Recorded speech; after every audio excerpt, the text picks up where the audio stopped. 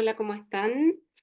Soy la doctora Kerima Acevedo, profesora asociada de la Universidad Católica. Soy especialista en epilepsia y en esta segunda clase vamos a hablar entonces del estado epiléptico, del estatus epiléptico y qué pasa cuando las crisis de los pacientes se prolongan y no han sido controladas y llegan ya al servicio de urgencia. En particular, no tengo ningún conflicto de interés y vamos a través de esta presentación a tocar algunos conceptos sobre las definiciones, qué pasa con la fisiopatología, la epidemiología, el manejo del estado epiléptico en general, que es bastante parecido para pacientes adultos y pediátricos, algunos conceptos específicos del manejo de niños, sin que entremos específicamente en el manejo del estado epiléptico de los recién nacidos, que es completamente diferente, y algunas conclusiones sobre el tema. Respecto al estado epiléptico en general, es una patología extremadamente frecuente. Eh, Ustedes ven que en Estados Unidos llega hasta una frecuencia o una incidencia de 41 por 100.000 personas por año, con unos costos por hospitalización tremendos que sobrepasan los 4 billones de dólares por año. Sin embargo, la incidencia del estado epiléptico tiene una forma en U acumulándose en los primeros 4 años de vida y especialmente en el primer año y en los mayores de 60 años.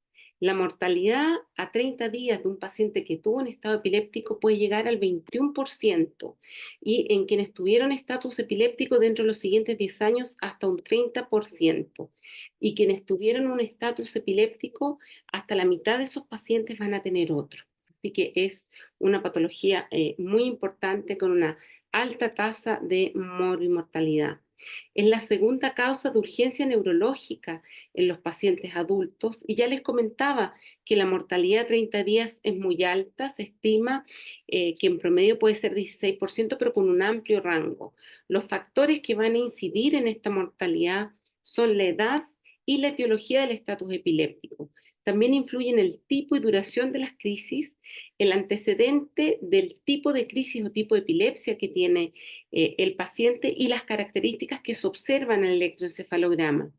Sin embargo, como comentábamos en la clase anterior, hasta el día de hoy existen brechas de tratamiento. Por un lado, entre lo que indican y recomiendan las guías clínicas y lo que se hace en la práctica clínica, y por otro lado, también en los países que están en vías de desarrollo existen brechas diagnósticas, de manejo y de acceso a medicamentos y a consulta. El año 2015 se sacó, lo habíamos comentado ya un poquito antes, la nueva definición de estatus epiléptico que cambió, ¿no es cierto?, los paradigmas, ¿no es cierto?, que hablaban de los 30 minutos y habíamos hablado de que se cortó ya en 5 minutos.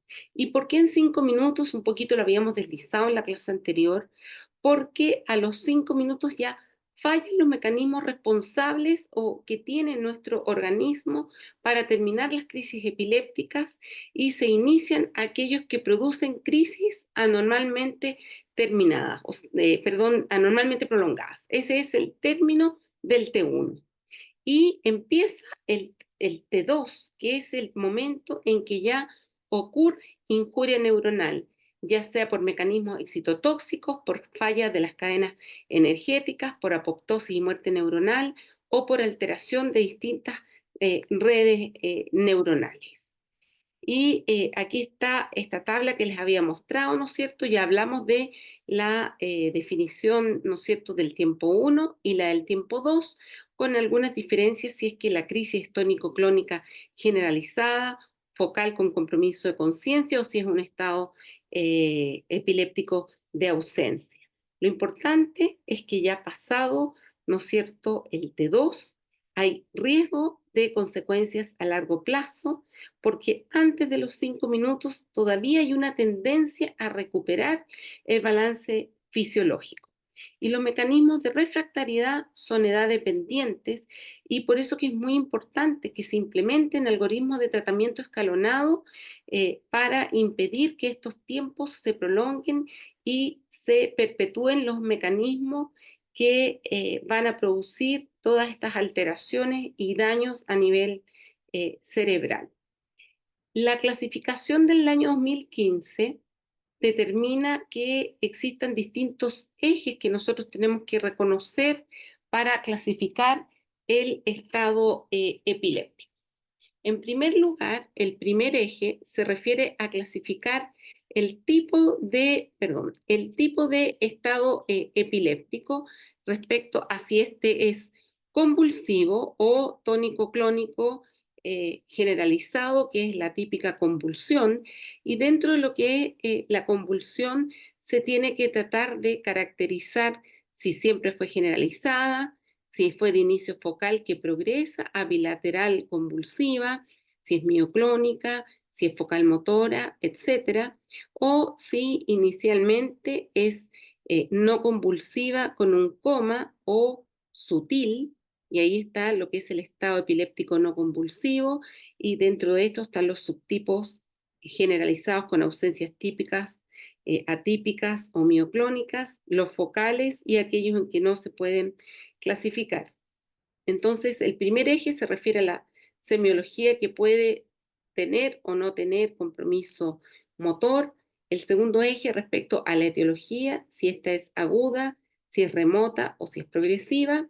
En tercer lugar, el correlato electroencefalográfico, que es muy importante.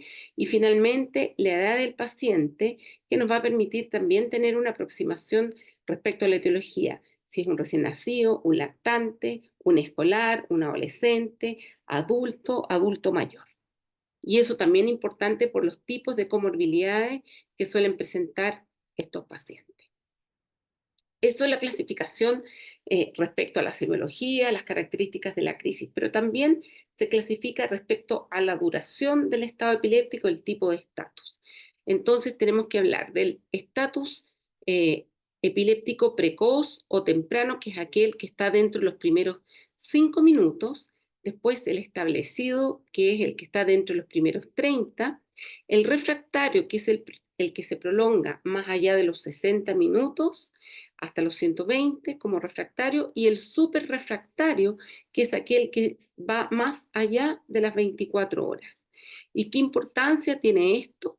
Porque a medida que pasa el tiempo tenemos que ir escalando el tipo de terapia que nosotros vamos a utilizar y porque también van apareciendo complicaciones de distinto tipo.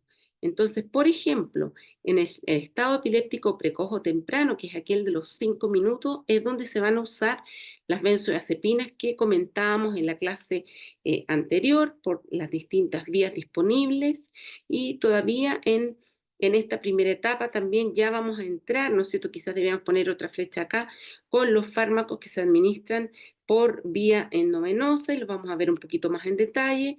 En el establecido ya vamos entre segunda y acercándonos a tercera línea, y ya en el estado epiléptico refractario y en el superrefractario tenemos que llegar al uso de los anestésicos. Entonces, en el estado epiléptico refractario tenemos que referirnos a aquel estado epiléptico que persiste a pesar de la administración de 2 fármacos anticrisis adecuados, incluyendo una benzodiazepina como, como primera línea, perdón, y el superrefractario, aquel que tiene crisis persistente por más de 24 horas, a pesar de haber usado una tercera línea de tratamiento con anestésicos, o aquel en que reaparecen las crisis una vez que se suspenden los anestésicos. Y habitualmente se asocian como etiologías el daño cerebral agudo o etiologías del tipo autoinmune, por ejemplo, como el NORCE o el FIRES, que no vamos a entrar en mucho detalle porque no es el objetivo de esta clase, pero por lo menos mencionarlo. Y también se habla del estado epiléptico prolongado como una categoría especial, que es aquel que persiste más de 7 días a pesar de haber recibido tratamiento adecuado, pero sin anestésico, pensando en pacientes que por distintas razones no pueden someterse a coma, como puede ser un estado epiléptico no convulsivo, o pacientes que están muy inestables, que no pueden ser intubados y sometidos a un coma. Desde el punto de vista de la fisiopatología, comentábamos en la clase anterior que la mayoría de las crisis terminan en forma espontánea antes de los 5 minutos por activación de mecanismos de protección celular, ya sea locales o de redes, porque dijimos que después de los 5 minutos se alteraban también las redes y aparecía, ¿no es cierto?, la perpetuación de las crisis. Ahora, la falla de todos estos mecanismos va a determinar una transición crítica que se va a prolongar y que va a producir daño neuronal, injuria cerebral. Y esto puede ser a través de inflamación cerebral, disfunción de la barrera hematoencefálica, endocitosis de subunidades de receptores GABA. Y es por esto que yo mencionaba en la clase anterior que es tan importante usar benzodiazepinas tan precozmente, porque estas después no van a ser eficaces. Se produce, perdón que se me quedó en inglés, pero se producen también alteraciones de los receptores AMPA y NMDA hacia las sinapsis, aumentando la propagación, sincronización y actividad ictal. Y entonces todo lo anterior determina que la respuesta a los fármacos anticrisis baja en el tiempo.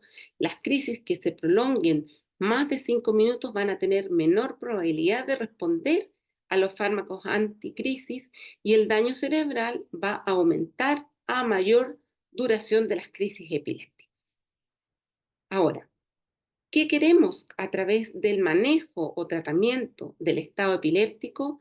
Disminuir el riesgo de la injuria cerebral y, por otro lado, de las complicaciones que se van a producir a nivel sistémico. Y ahí el manejo tiene que balancear el riesgo de que un paciente continúe con crisis, como también los efectos secundarios indeseables que pueden producir las medidas terapéuticas que nosotros implementemos. El inicio de este manejo tiene que ser durante el T1, o sea, en los 5 minutos del estatus epiléptico generalizado, 10 minutos para el focal y 10 a 15 minutos para el estatus epiléptico de ausencia. La primera etapa del manejo siempre tiene que incluir el ABC, o sea, estabilizar al paciente, colocar una vía venosa, manejar, o sea, diagnosticar la hipoglicemia, que es algo muy fácil de hacer. Si es que hay hipoglicemia, tratarla, determinar qué pasa si hay hipertensión o hipotensión arterial y si existen arritmias u otras alteraciones hemodinámicas. Y las prioridades en el manejo, mientras el paciente llega, mientras estamos buscando los fármacos, mientras rápidamente se establece qué puede haber pasado, si el paciente tenía antecedentes de una epilepsia conocida, instalar, ¿no es cierto?, la monitorización cardiorrespiratoria, evaluar la vía aérea y la oxigenación, ya les decía, identificar, diagnosticar y manejar la hipoglicemia y considerar rápidamente qué fármaco anticrisis vamos a utilizar y considerar los riesgos que puede determinar el uso de cada uno de estos medicamentos, siendo fundamental hacer un rápido control de las crisis por los mecanismos fisiopatológicos que ya hemos comentado. Y así los pilares del tratamiento, desde el punto de vista de qué fármacos vamos a escoger, parte con las benzodiazepinas, continúa con los fármacos anticrisis por vía parenteral y básicamente intravenosa, y continúa finalmente con los anestésicos. Entonces, si miramos esto, la primera etapa, que son los primeros 5 a 10 minutos, idealmente el paciente aquí debiera haber recibido un fármaco, una benzodiazepina por vía prehospitalaria, y en la llegada debiera instalarse todo lo que es monitorización, realizar el diagnóstico de cómo está la glicemia y obtener una vía endovenosa. Por supuesto que la obtención de la vía endovenosa no debe retrasar la administración de una benzodiazepina porque ya vimos que puede ser administrada por otras vías, ya sea a nivel prehospitalario u hospitalario. Y estas medidas podrían tratar hasta un 30% de las crisis que llegan hasta los 10 minutos. En una segunda etapa que va entre los 10 y 30, ¿no es cierto? Tenemos que administrar glucosa si encontramos que había una hipoglicemia. En el caso de los pacientes adultos, administración de tiamina, evaluar cómo están los electrolitos, piridoxina, que es muy importante, por ejemplo, en los recién nacidos, por las enfermedades metabólicas que tienen asociado déficit de piridoxina, y realizar algunos estudios de laboratorio básico buscando causas que sean reversibles, eventualmente, de acuerdo a las condiciones del paciente, si encontramos alguna focalidad, considerar hacer un escáner, pero sin retrasar la administración de medicamentos que debe estar realizándose en ese momento. Y hacia los 30 minutos podríamos controlar otro 30% de pacientes. La etapa 3, cuando ya estamos llegando al estado epiléptico refractario, ¿no es cierto?, tiene que considerar la intubación. Si no se ha hecho neuroimagen, hacer una neuroimagen. Punción lumbar, si es que sospechamos que hay infección del sistema nervioso central, contactar a las unidades de cuidado intensivo para trasladar a nuestro paciente, y la colocación de monitorización electroencefalográfica, para hacer una monitorización del coma anestésico y terapéutico que vamos a instalar. Y ustedes ven que hace las 24 horas, cuando nos acercamos al estado epiléptico súper refractario, debiéramos controlar otro 17%. Acercándonos a las 24 horas, si el paciente no ha respondido, hay que considerar etiologías del tipo paraneoplásico o autoinmune.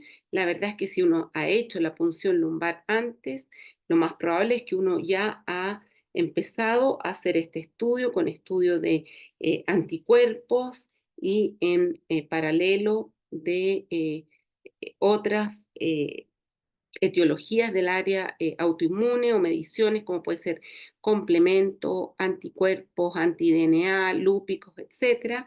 Y se empieza, además de la anestesia, a considerar otros medicamentos. Y a medida que el estado epiléptico se prolonga y se alarga la estadía del paciente en la unidad de cuidados intensivos o de paciente crítico, el riesgo de mortalidad también va aumentando. Entonces, mirando también este otro cuadro en que tenemos el estado epiléptico inicial, después establecido, refractario y superrefractario, vamos viendo cómo se tiene que ir escalando primero la línea de tratamiento. Primera línea, benzodiazepina, como hemos comentado, diazepam con un tope de 10 miligramos, midazolam tope de 10 miligramos y lorazepam 4 miligramos. La segunda línea son comparables en general: levetiracetam, ácido valproico y fenitoína o fosfenitoína. En Chile no tenemos disponible fosfenitoína, solo tenemos fenitoína. El problema de la fenitoína es que necesita un buen acceso venoso, eso especialmente en niños porque se pueden producir quemaduras si se extravasa, y además requiere monitorización cardíaca por el riesgo de arritmias, y tiene que administrarse lento, con una cuidadosa velocidad de infusión por el riesgo de arritmias.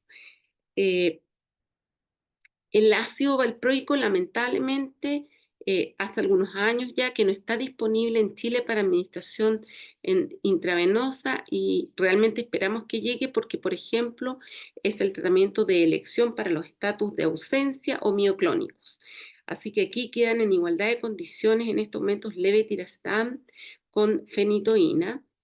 El fenobarbital se utiliza poco, pero uno eventualmente podría subirlo casi a segunda línea porque es un medicamento que está disponible en Chile, pero produce mucha sedación y puede ser necesario intubar a los pacientes si es que se administra, pero en el caso de los niños recién nacidos o pequeños se usa bastante para que lo tengan presente. Por lo tanto, ya si nos acercamos hacia los 30 minutos, hacia la tercera línea, hay que pensar en intubar al paciente y en paralelo hay que estar, ¿no es cierto?, pensando en buscar la etiología del estado epiléptico.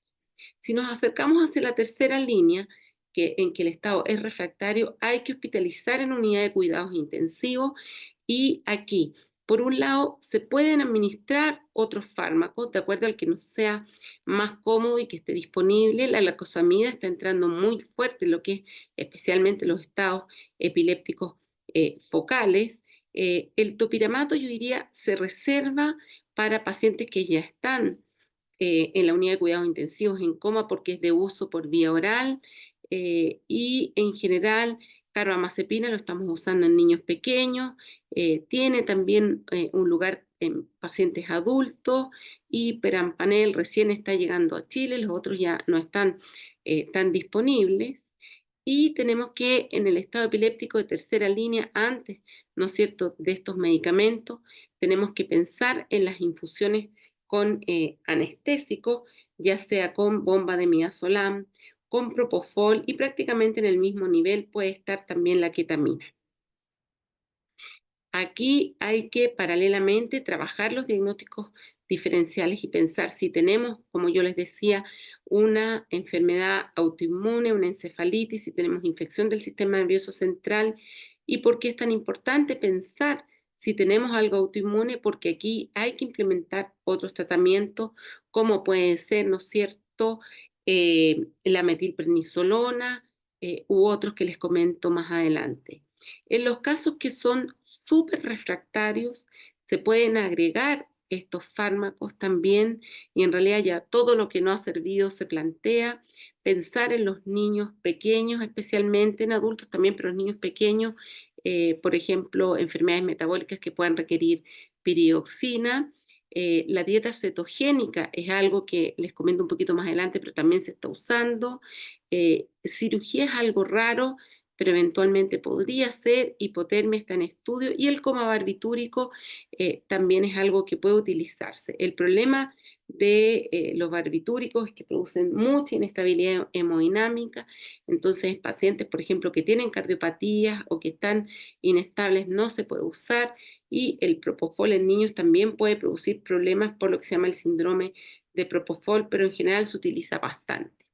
Aquí les comento un poquito más en detalle lo que son otros fármacos que ya tenemos que usar básicamente en cuarta línea cuando los pacientes no han respondido. El clobazam se utiliza bastante, pero solo existe por vía oral. Perampanel lo tenemos disponible. Pregabalina se usa poco como fármaco anticrisis. Topiramato sí lo usamos bastante. La elección del fármaco anticrisis que nosotros vamos a usar ya para tercera línea o para cuarta línea va a depender mucho del fármaco anticrisis que a lo mejor el paciente estaba utilizando antes, tal vez había habido mala adherencia y requiere una carga del fármaco que estaba utilizando antes. Hay que pensar en el perfil de efectos secundarios, si el paciente tenía alergia a algún medicamento, si hay interacciones, qué receptores o mecanismos queremos utilizar, cuál es el tipo de crisis o estatus que tiene. Yo les comentaba que para los estatus de ausencia o mioclónico, el ácido valproico es una estupenda alternativa que no está por vía intravenosa actualmente disponible en Chile, pero sí podemos usar cargas orales. Y les había mencionado en algún momento el estudio ESET, que fue un estudio que se usó con pacientes adultos y niños y que comparó fosfenitoína en estas dosis con ácido valproico con levetiracetam y mostró que la eficacia de los tres fármacos era de alrededor del 50%, por lo tanto uno está autorizado a utilizar cualquiera de estos dependiendo de que nos sea más cómodo, que el paciente haya mostrado respuesta, que no tenga alergia, que esté disponible. Y otros estudios que han salido en los últimos tiempos han mostrado que la cosamida en adultos en dosis de 400 miligramos es útil, ya está disponible por vía intravenosa e incluso existen estudios ya en recién nacidos que también están mostrando que es eficaz. Así que ya también tiene un rango etario bastante amplio que permite su uso. ¿Cuáles son los errores frecuentes que ocurren en el manejo del estatus epiléptico y por el cual los pacientes no responden? Algo habíamos mencionado antes. Existe un uso incorrecto de las dosis de benzodiazepina. Si se usan bajas dosis, las crisis no van a responder y al no responder aumenta hasta en 8 veces el riesgo de que se comprometa la vía aérea.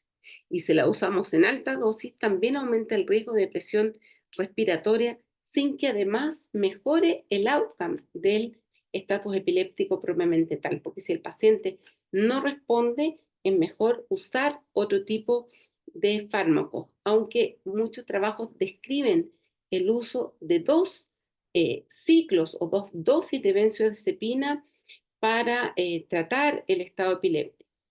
Eso, por ejemplo, en pacientes que nunca han usado o que no están usando en forma habitual benzodiazepinas.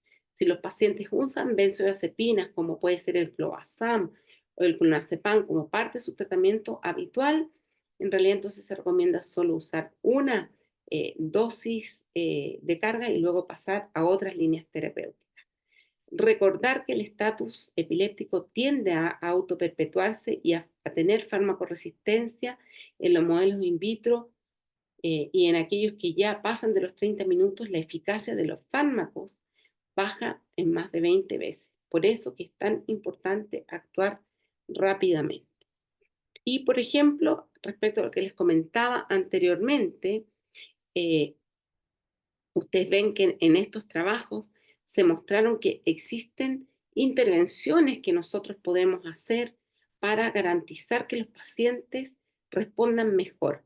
Entonces, por ejemplo, eh, aquí está en el ESET, se mostró que las benzodiazepinas se indicaban en bajas dosis o, por ejemplo, cómo mejorar la administración de los medicamentos de segunda crisis, o existen otros trabajos en que se vio que eh, mejorando la disponibilidad de fármacos anticrisis en los carros de paro, también se lograba actuar más rápidamente sobre las crisis epilépticas en pacientes que están hospitalizados. Por lo tanto, hay ventanas de oportunidad que nosotros tenemos que utilizar para tratar de mejor forma las crisis epilépticas. ¿Qué consideraciones son importantes? Que las cargas, eh, por ejemplo, les decía antes, con fármacos de anticrisis de uso habitual, son importantes si es que demostramos que el paciente tiene mala adherencia a su tratamiento, que se puede considerar usar una segunda dosis de benzodiazepina si es que hubo una administración prehospitalaria, que en Chile no tenemos ácido valproico intravenoso actualmente ni fosfenitoína, por lo tanto usamos fenitoína y también utilizamos cargas orales de ácido valproico en pacientes que cursan con estados epilépticos superrefractarios. Recordar que hay que pensar qué comorbilidades tienen los pacientes o las mujeres embarazadas para escoger la mejor dosis. Y también tenemos que conocer el, eh, el perfil de efectos secundarios que tienen los medicamentos que nosotros eventualmente vamos a utilizar. Mencionaba anteriormente que la fenitoína puede producir arritmias, tiene interacción con el ácido valproico, ¿no es cierto? Puede producir hipotensión y, por ejemplo, tiene reacción cruzada y puede producir alergias, ya sea per se o reacción cruzada con fenobarbital y con carbamazepina. Así que eso es importante al hacer la historia del paciente que ingresa. El fenobarbital produce sedación, lo había mencionado, y depresión respiratoria, y la lacosamida puede producir bloqueo AB, bradicardia e hipotensión, por lo cual, por ejemplo, no sería en teoría un buen medicamento utilizar en un paciente con cardiopatía. ¿Qué otras consideraciones existen, por ejemplo, en pacientes que tienen estado epiléptico refractario y superrefractario? Es fundamental colocar la monitorización EEG para detectar las crisis epilépticas que pueden ser sutiles o solo eléctricas y de este modo titular el uso de fármacos anticrisis. Por otro lado, pensar que estos pacientes, como les mencioné antes, pueden tener patología autoinmune, pueden cursar con encefalitis autoinmunes y tener también cuadros paraneoplásicos, por lo tanto hay que hacer búsqueda de tumores, por ejemplo, ya sea a nivel ovárico, a nivel pulmonar, u otros, por lo tanto hay que hacer imágenes que dentro de los tratamientos coadyuvantes, especialmente en el área autoinmune, se usa la inmunosupresión y también la dieta cetogénica que tanto conocemos en pediatría, pero que se usa muy poco a nivel de pacientes ya escolares, adolescentes o adultos, tiene un rol en el estado epiléptico refractario, así como en pacientes que tienen estados epilépticos focales, puede ser necesario hacer una búsqueda de un foco epiléptico focal, ya sea con neuroimágenes o con estudios de medicina nuclear para eventualmente considerar una evaluación quirúrgica, pero esto como algo excepcional. Y otro punto importante y que requiere consideración especial, que no vamos a tocar en detalle ahora, es que los pacientes que presentan coma secundario a encefalopatía hipóxico-isquémica o anoxia cursan con estados epilépticos que pueden ser muy refractarios, que tienen patrones especiales y que tienen pronósticos que son bastante reservados. El manejo del estado epiléptico refractario, que ya entra en una tercera línea, les mencionaba, requiere el coma anestésico con monitoreo electroencefalográfico continuo. Ese debiera ser el gold standard. Y este gold standard busca, por un lado, suprimir las crisis y en la mayoría de los pacientes llegar a lo que se llama un patrón de paroxismo-supresión. La dificultad es que a veces la llegada del patrón de paroxismo-supresión se puede acompañar de inestabilidad hemodinámica y aún no se ha establecido mucho cuánto debe durar ese patrón de paroxismo-supresión. Se dice que este periodo de supresión total, ya sea de crisis o paroxismo-supresión, debiera prolongarse al menos por 24 horas y quizás cerca de 48 horas. Y ahí es donde tenemos que evaluar el riesgo de las complicaciones sistémicas, como puede ser la inestabilidad hemodinámica, el síndrome del propofol o los que se asocian a la intubación prolongada. El tipo anestésico a utilizar va a depender, como les decía, de las condiciones del paciente o del tipo, por ejemplo, de las características del mismo paciente, como por ejemplo la ketamina, que ha tomado un rol bien importante, por ejemplo, en la encefalitis autoinmunes, porque tendría ahí un rol en la vía NMDA, o otros que son más bien de tipo GABAérgico. Entonces, aquí están las distintas infusiones que se pueden usar, como el midazolam, pero que va produciendo tolerancia en los distintos días y se requiere ir aumentando las dosis. El problema es que también se van depositando y después cuesta a veces que los pacientes se vayan limpiando del fármaco. El propofol, que puede producir este síndrome de propofol, especialmente en los niños, con destrucción de células miocárdicas y con un cuadro que puede ser muy importante, la ketamina y el coma barbitúrico. Este es el aspecto que tiene un registro electroencefalográfico en un paciente que está despierto y con características normales, y este es el aspecto que tiene el patrón de paroxismo-supresión que nosotros vamos a buscar en un paciente en coma, en que se ven estas salvas de mediano a alto voltaje con descargas epilépticas y luego con esta depresión o supresión de voltaje entre salvas, que en este caso dura 1, 2, 3, 4, 5, 6, 7, 8 segundos. Entonces, esta es la supresión que no está muy claro cuánto tiene que prolongarse. Se dice que debiera ser cerca de los 10 segundos, pero a veces cuesta que se balancee adecuadamente y puede prolongarse bastante más. Y desde el punto de vista de las complicaciones del estado epiléptico, ustedes ven que hay complicaciones que son propias del estado epiléptico o del coma mismo, que están en azul, y hay otras que se ven por las infusiones.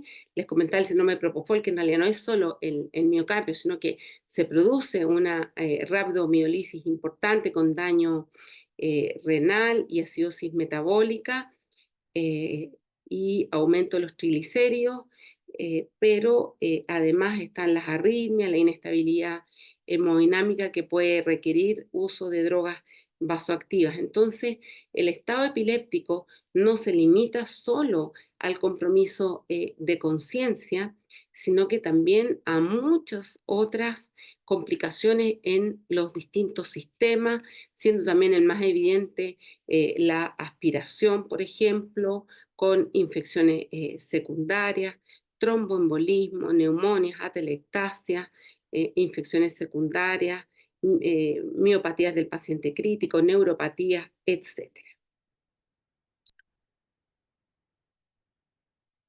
Dentro de las otras terapias, un poco lo habíamos mencionado, está la dieta cetogénica. La dieta cetogénica es una dieta que tiene que ser administrada y controlada por el equipo de nutrición, en que se administra un aporte nutricional en que habitualmente se dan 4 partes de lípidos con una parte de proteínas y una de hidrato de carbono. Se usa como una terapia habitual en epilepsias refractarias de los niños, pero en pacientes que están en coma con estados epilépticos súper refractarios se puede utilizar ya sea por administración enteral o parenteral, tanto en niños como en adultos.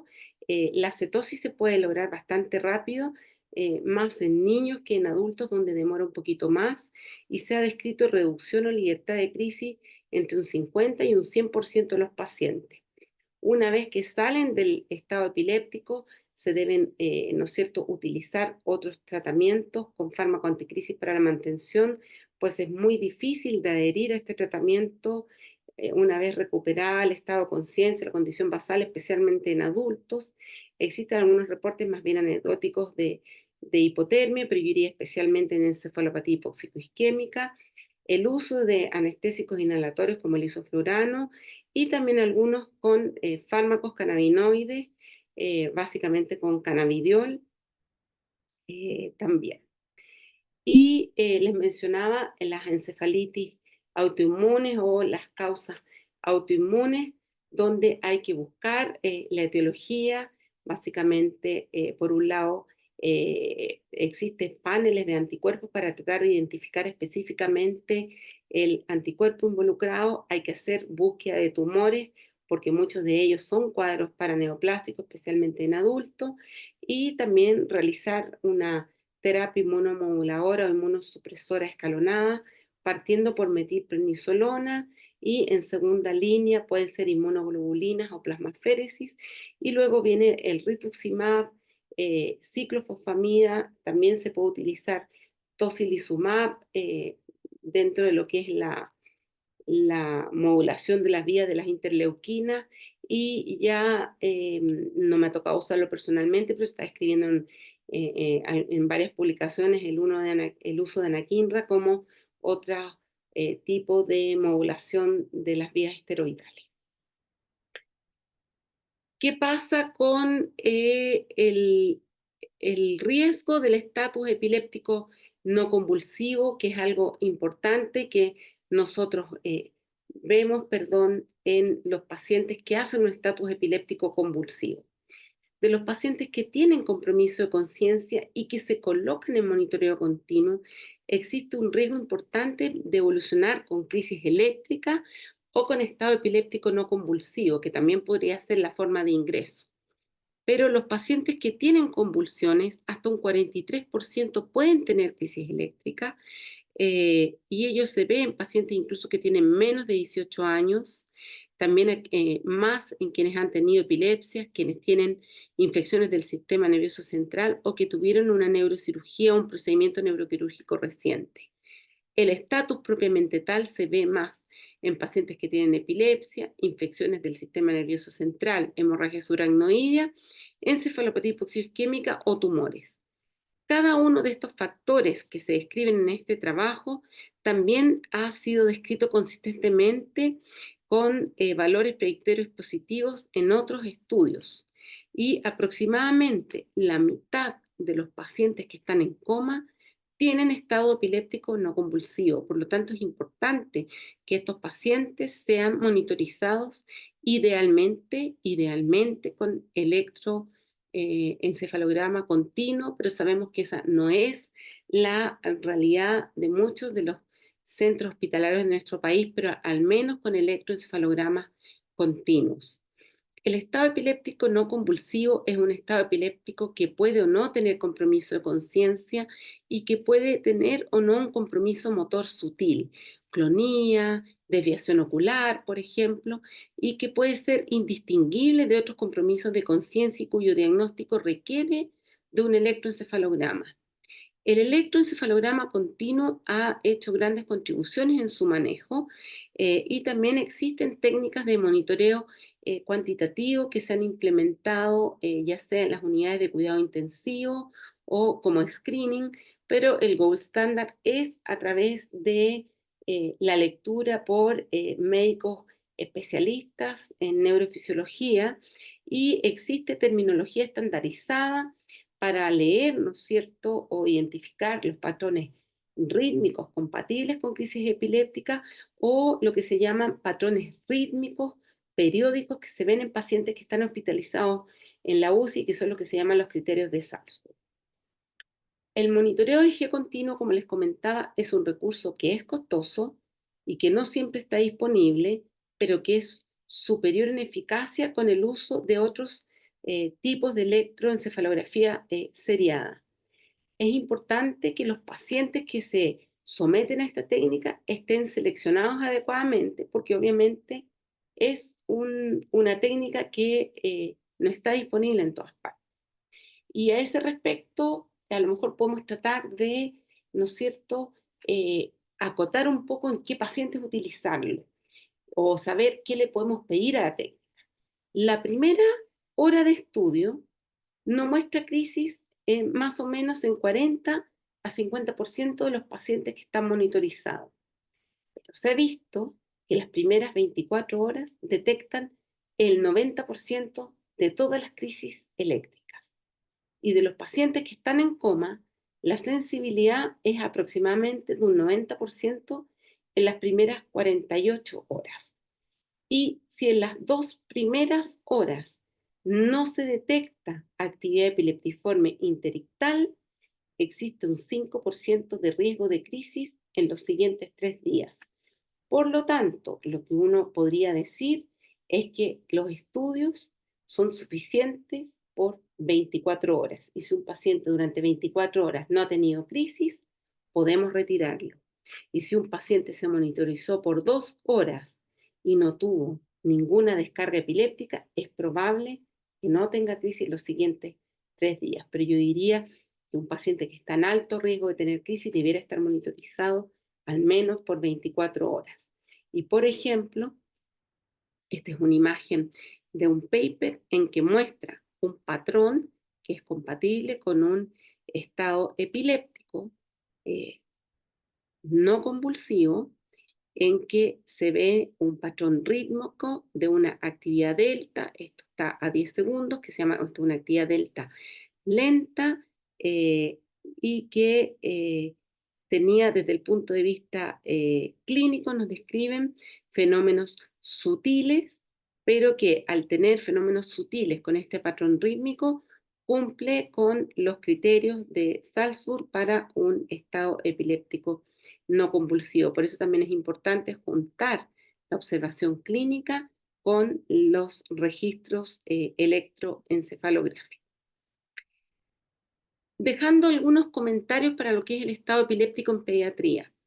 En pediatría existe las convulsiones febriles, que son aquellas que se observan, o las crisis febriles que se observan en los niños entre 6 meses y 5 años. Y los estados epilépticos convulsivos febriles corresponden más o menos a un tercio de los estados epilépticos en los niños.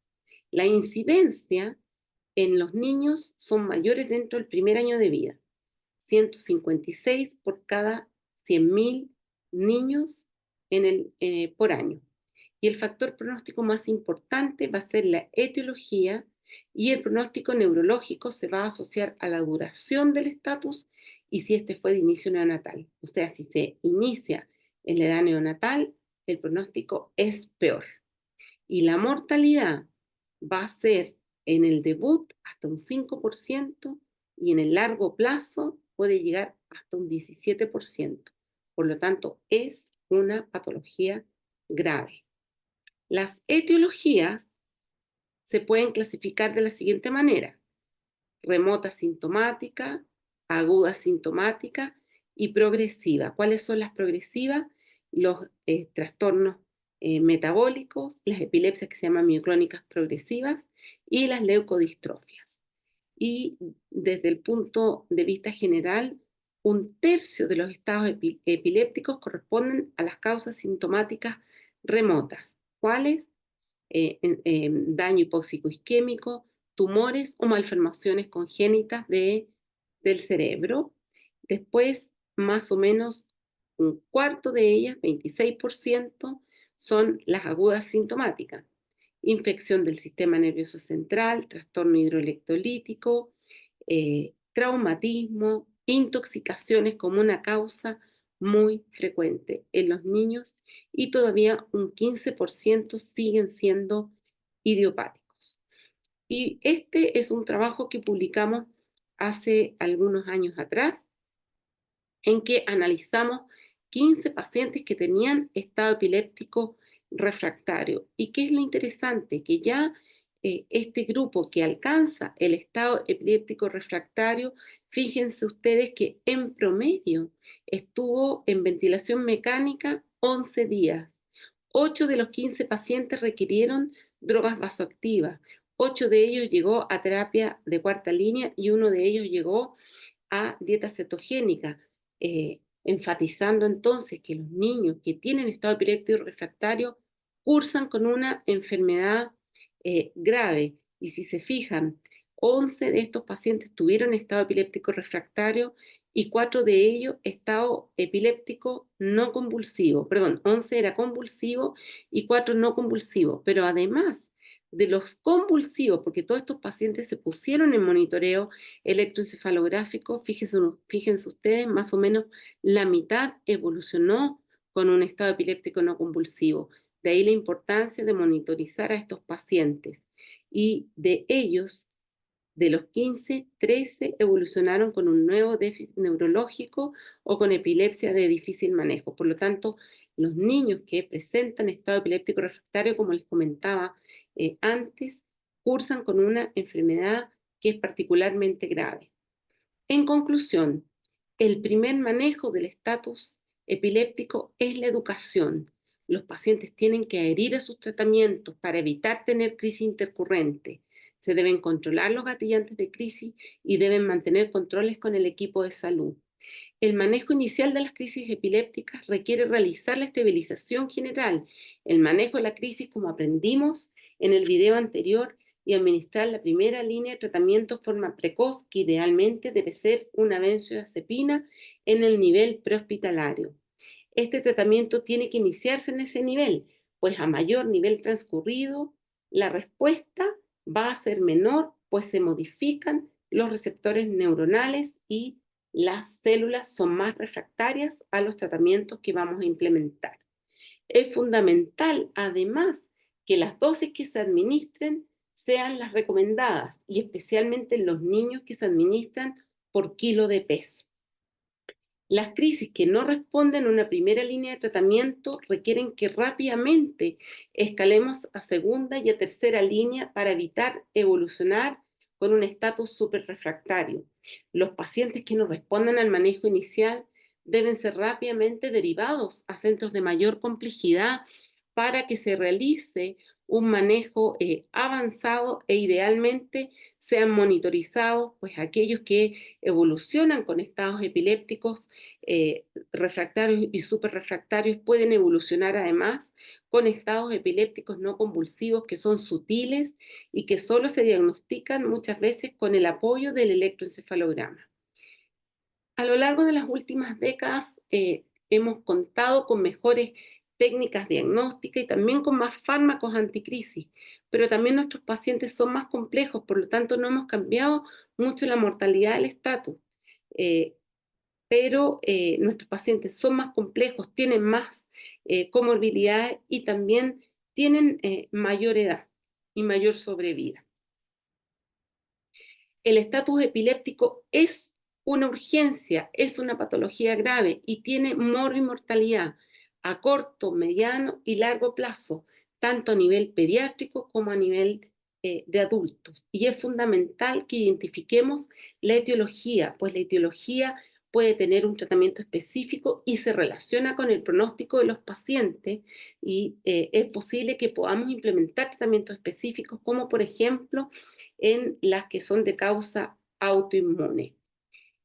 Eh, Muchas gracias, espero que hayan aprendido y que podamos tener una sesión en directo para aclarar dudas. Que les vaya muy bien.